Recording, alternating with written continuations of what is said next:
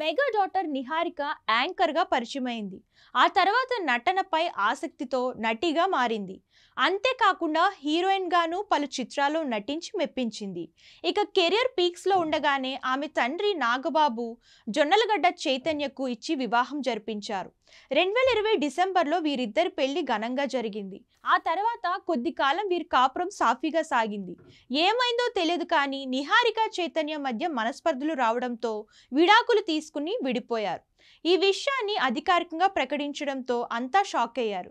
వ్యక్తిగత జీవితంలో బాగా డిస్టర్బ్ అయిన నిహారిక కొన్నాళ్లు సైలెంట్గానే ఉన్నా ఆమె తిరిగి మళ్ళీ ఇండస్ట్రీకి రీ ఎంట్రీ ఇచ్చింది.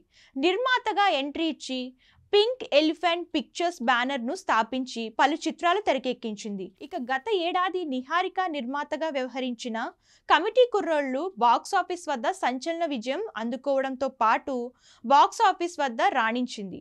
ప్రస్తుతం హీరోయిన్గా పలు సినిమాల్లో నటిస్తుంది. ఈ క్రమంలోనే నిహారికకు సంబంధించిన ఎన్నో వార్తలు సోషల్ మీడియాలో వైరల్గా మారాయి. ఆమె తన అత్త కొడుకు సాయిధరమ్ తేజ్ను పెళ్లి చేసుకోబోతుందనే ప్రచారం వెలుగులోకి వచ్చింది. ఇక ఈ విషయంపై స్పందించిన ఆమె స్ట్రాంగ్ వార్నింగ్ కూడా ఇచ్చింది. ఇక ఆ తర్వాత మెగా హీరో పంజా వైష్ణవ్ తేజ్తో డిన్నర్కు వెళ్లిన ఫోటోలు బయటకు రావడంతో ఇక వీరిద్దరు కూడా పెళ్లి చేసుకోబోతున్నారనే వార్తలు వచ్చాయి. ఇదిలా ఉంటే తాజాగా ఒక ఇంటర్వ్యూలో పాల్గొన్న నిహారిక కీలక వ్యాఖ్యలు చేసింది. కుర్రాళ్ళందరిలో క్రేజీ ఎవరు అని యాంకర్ ప్రశ్నించగా బన్నీ అని చెబుతుంది నిహారిక. ఆయన హైపర్ యాక్టివ్ అని, ఎనర్జీ వేరే లెవెల్ అని తెలిపింది. ఇక ఎవరిని బుట్టలో పడేయడం ఈజీ అని యాంకర్ అడగ్గా వైష్ణవ్ తేజ్ ఏం చెప్పినా నమ్మేస్తాడు, నాకు వాడు టెడ్డీ బేర్ లాంటోడు అని చెప్పుకొచ్చింది.